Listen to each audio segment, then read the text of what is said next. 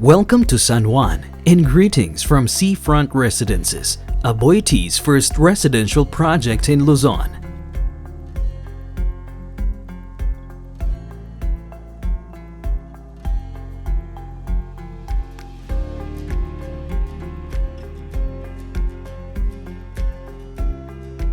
Here, one can enjoy an idyllic beachside lifestyle made more interesting with gentle visitors.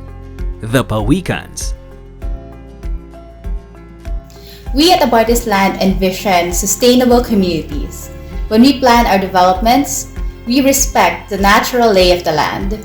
So when we found out that our shores are nesting grounds for Pawikans, we made sure that their natural cycles wouldn't be disrupted. Yearly, we see sea turtles or pawikans return to the beach where they were born to lay new eggs.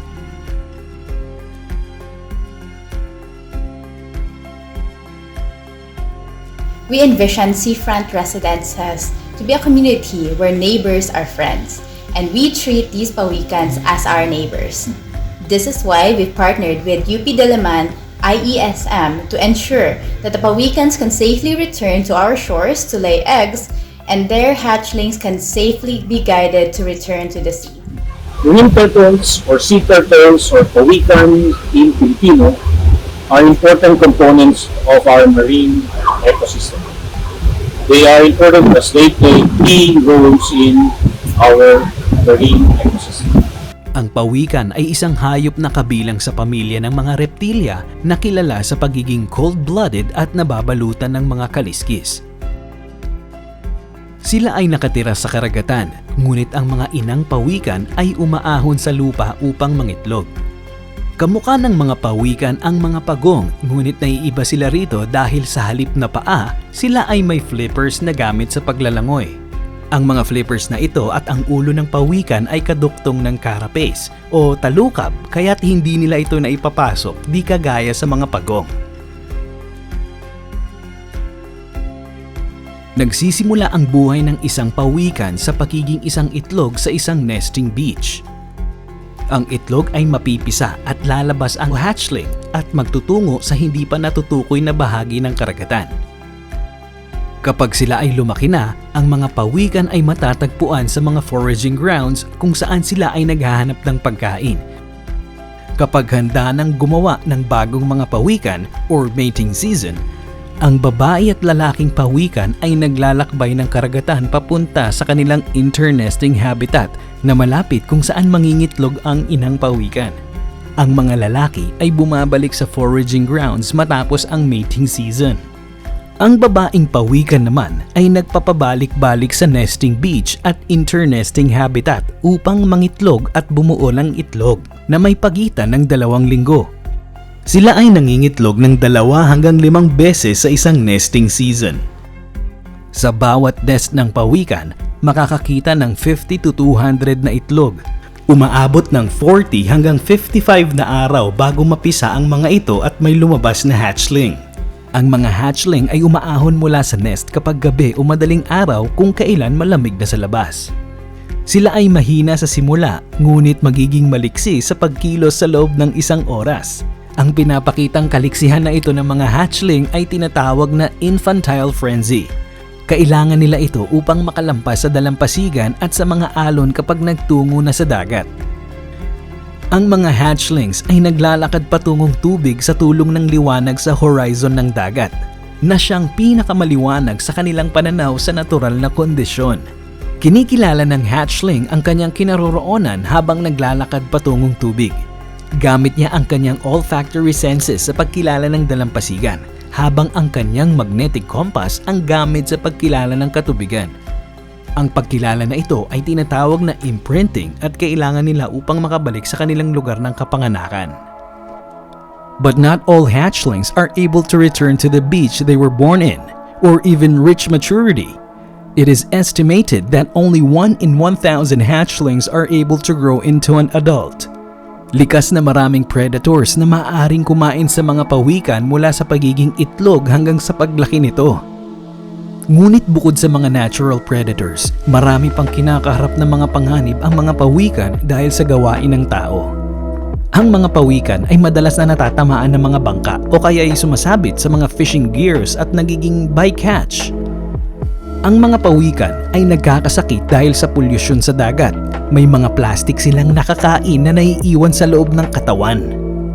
Ang kanilang mga pangitlugan ay nababawasan dahil sa mga development o dahil sa sea level rise dulot ng climate change. Despite existing laws against the consumption of marine turtle, many still hunt the animal for egg and meat consumption and to use the carapace for making objects such as jewelries. Pawikan, nung una ay kinakain. Nakakain ako niyan. Yung likod niya, nagawa pa namin labangan. Ano, hindi bawal yan eh. Hindi bawal hulihin nung una. Ngayon lang pinagbawal. Madami kong na-experience na sadya namin pinapatay nung una. Hindi namin alam na ibawal eh. Dahil nung una, pupunta sasabong sa lambat, siyempre, ang hirap alsin.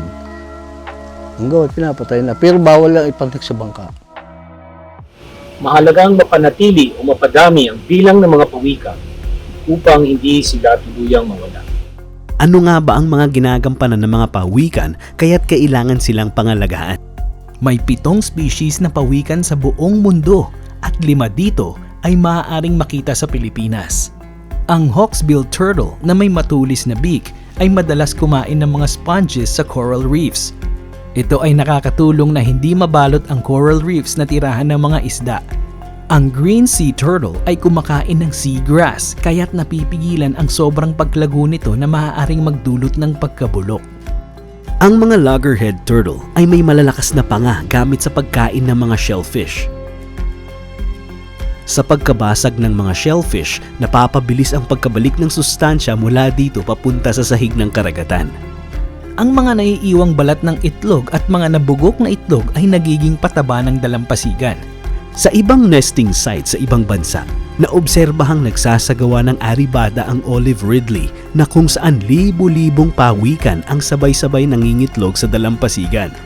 Ang leatherback turtle na pinakamalaki sa lahat ng pawikan ay kumakain ng maraming jellyfish o dikya at nakakatulong sa pagkontrol ng populasyon nito.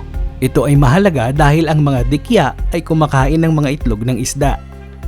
Alam naman natin maraming algae dito because of the rivers na ang bilis ng paglago ng mga algae, ano?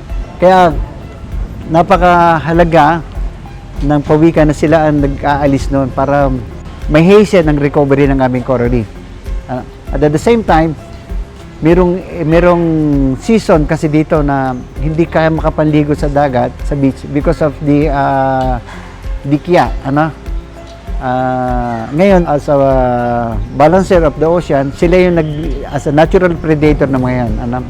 Kaya talaga nakatuon kami diyan as ang pangalagaan pawikan, ano? Para maging healthy yung aming ocean, aming dagat. How can one help in the conservation of sea turtles? In the conservation of sea turtles, it is important to protect nests, eggs, and adults. Particularly the adults as the adults are the ones that contribute to the population growth. It is also imminent to protect their environment. Thus, this project employs biodiversity offsetting. Biodiversity offsetting is simply the context of protecting other similar sites wherein your development site has impacted. Nagpapatrol po ako sa tabi pong dagat para po kung may aakyat pong pawikan, ma-save ko po yung kanyang itlog. Baka po makita po ng tao or hayop, pwede po silang magalaw. Madaling araw, pupunta kami sa dagat, hahanap kami ng mga initlogan yan. At ang aming ginagawa dyan, alas 3, alas 2, hanggang alas 5 yan. Minamatyagan namin yung mga initlogan ng pawikan. Yan po ang aming trabaho dito. Marami rin kami natutunan sa the British dahil sila rin nagturo sa amin kung paano mag-alaga ng pawikan. Sana po ituloy-tuloy ng Bisino ang nasimula natin para po mas dumami pa po ang pawikan dito sa area nila. Papasalamat kami, may mga institution sumasama kami. And then lahat yan, eye-opener din ito sa ibang mga resort, sa ibang mga establishment. Nagtulungan kami na gayanin sila. Especially the coastal cleanup, may regular sila naglilinis. Kaya yung ginagawa nila na regular cleanup throughout the year ay napakalaking bagay sa amin. Na tinutularan ng mga, even mga local residents, tumutulong na rin at gumagaya sa ginagawa ng Aboitiz.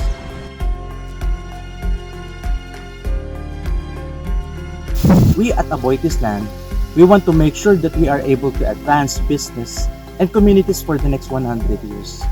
We would be very glad to see our sustainability efforts through as they make significant and positive impact, not just in our residential community, but in communities around it as well. We look forward to finding more avenues to support our sustainability efforts. Well, we want to see more of these hatchlings releases. And then, of course, if we see a lot of sea turtle population in the area, that would be, I think, the ultimate goal